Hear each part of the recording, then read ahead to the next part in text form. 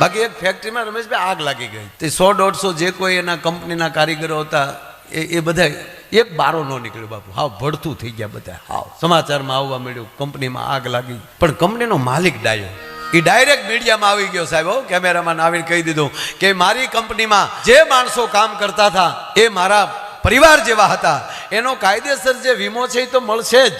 મારી કંપની તરફથી દરેકના ખાતામાં 51 લાખ રૂપિયાના પરિવારને નાખી દેવામાં આવશે.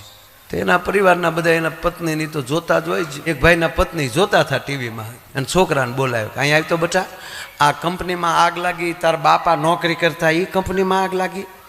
તા કે હા મમ્મી, હા બા, ભગવાનની મરજી બેટા, શેઠિયો ભગવાન જેવો કહેવાય. જો બેન એને ખજાનો ખાલી ન કરી નાખ્યો.